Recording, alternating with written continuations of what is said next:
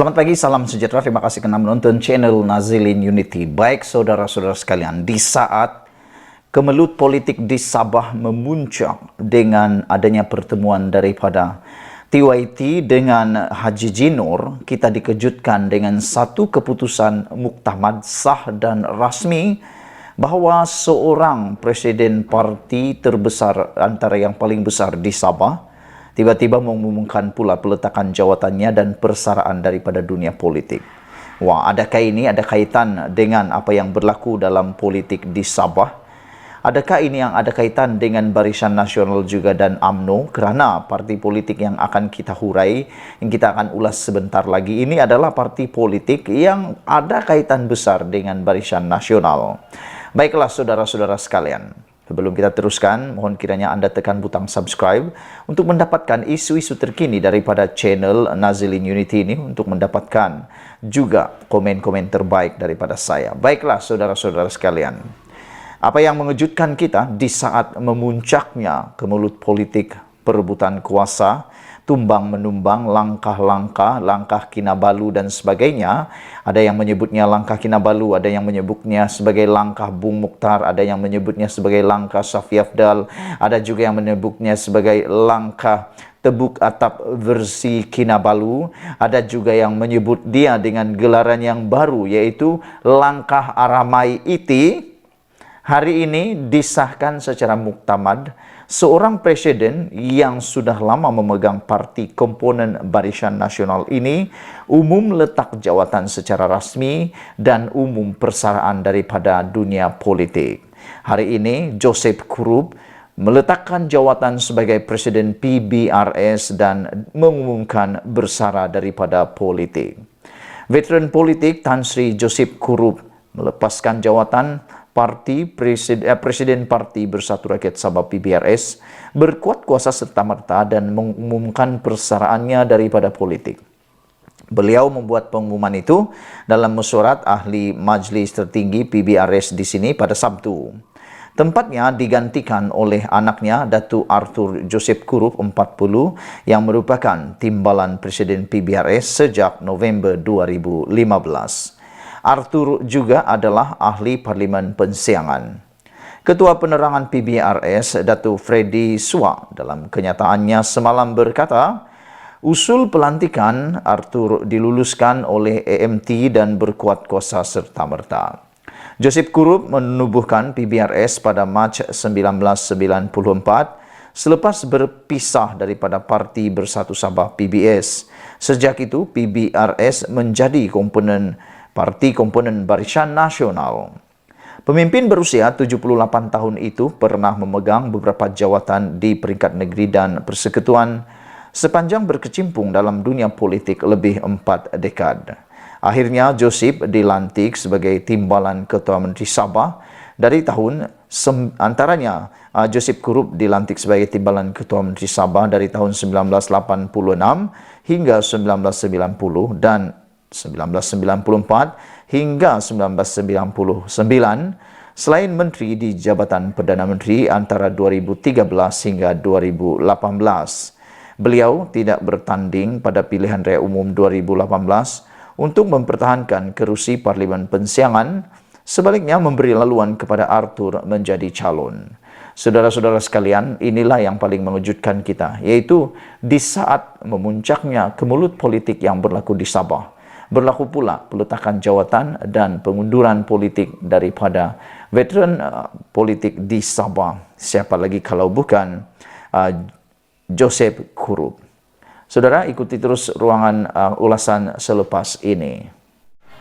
Saudara-saudara, selain daripada itu, laporan daripada FMT menulis 5 adun UMNO yang tidak menyokong usaha menggulingkan kerajaan Sabah mendesak supaya Ketua UMNO Negeri Bung Mukhtar Radin segera meletakkan jawatan. Mereka dalam satu kenyataan bersama turut mengecam tindakan Bung yang mencemarkan nama baik parti itu.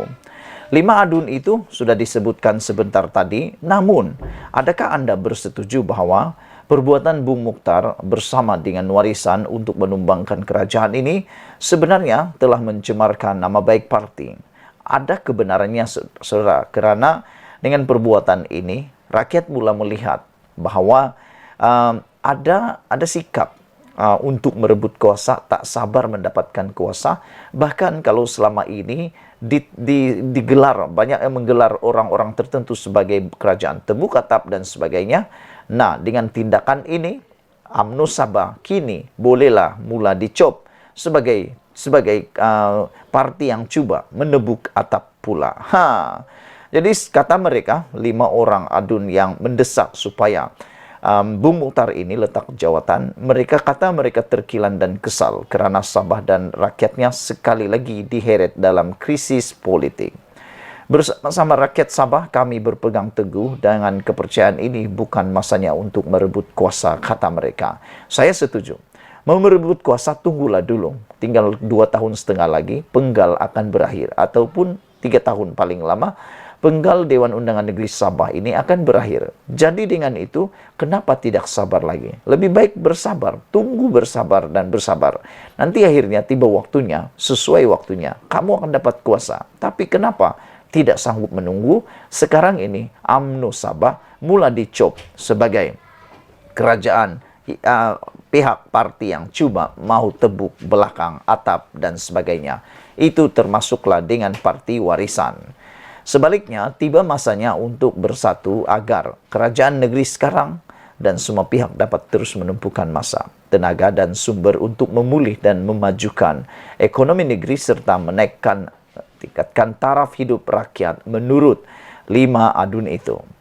Mereka turut mengisytiharkan sokongan tidak berbelah bahagi kepada Hajiji sebagai Ketua Menteri yang sah di sisi perlembagaan. Kata mereka, mereka mahu kestabilan politik yang wujud selama ini dikekalkan dan menolak sebarang cubaan mana-mana pihak yang ingin menimbulkan kekecauan serta keresahan rakyat.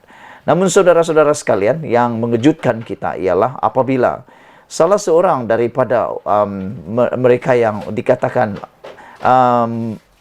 bertindak mengecam tindakan Bung Mukhtar ini, yaitu Sahelmi, mengatakan bahwa beliau bersetuju ataupun beliau bersedia untuk dikenakan tindakan, dan beliau juga mengatakan bahwa mereka sedia, Sahelmi sedia untuk dikenakan tindakan, dan Bung Mukhtar membalas mengatakan mereka 5 adun yang tidak mengikut keputusan parti ini bakal diambil tindakan yang wajar dan sekeras-kerasnya. Namun Sahelmi kata beliau membantah terhadap langkah BN Sabah menarik balik sokongan mereka kepada pemimpin GRS, pimpinan Hajiji Noor.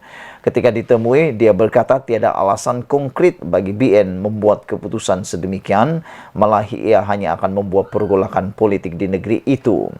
Saya tidak hadir dalam sidang media diadakan pengurusi BN Sabah, Bung Mukhtar Radin, kata beliau, disebabkan saya tidak menyokong gerakan yang dibuat oleh Bung dan juga rakan-rakan pada malam tadi, kerana saya berpendapat ini bukan masa yang sesuai untuk kita tidak stabilkan kerajaan ataupun menukar kerajaan, kata Sahelmi lagi. Sahelmi yang juga ahli Parlimen Putusan menambah pentadbiran Sabah yang dikendalikan GRS dan BN telah menjalankan tugas cemerlang dalam tempoh 2 tahun. Sekian dulu untuk kali ini. Jangan lupa kamu tinggalkan komen Anda, tekan butang subscribe. Kita jumpa lagi. Bye-bye. Namun demikian saudara-saudara sekalian, yang mengejutkan ialah beberapa jam selepas mengeluarkan kenyataan mendesak Ketua UMNO Sabah Bung Mukhtar Radin mengundur diri dan letak jawatan, tiba-tiba 5 adun ini membuat pusingan you pula dengan menarik balik desakan mereka tersebut. Ini kita boleh lihat daripada laporan terkini daripada FMT. Kelima-lima mereka yang menyuarakan sokongan kepada Ketua Menteri Hajiji Noor terhadap cubaan menggulingkannya, menghantar kenyataan semakan kepada media malam ini tanpa desakan berundur. Dalam kenyataan baharu itu, 5 adun terbabit mengecam komplot menjatuhkan Hajiji sebagai Ketua Menteri tetapi tidak memasukkan desakan supaya Bung melepaskan jawatan Ketua Parti Negeri seperti dalam kenyataan sebelum ini. Semua perkara lain dalam kenyataan terdahulu sama, termasuklah pengisytiharan sokongan terhadap Hajiji, kata mereka.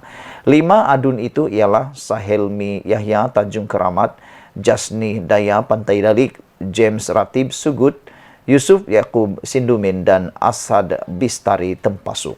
Sekian dulu perkembangan politik Sabah. Kita jumpa lagi. Bye-bye.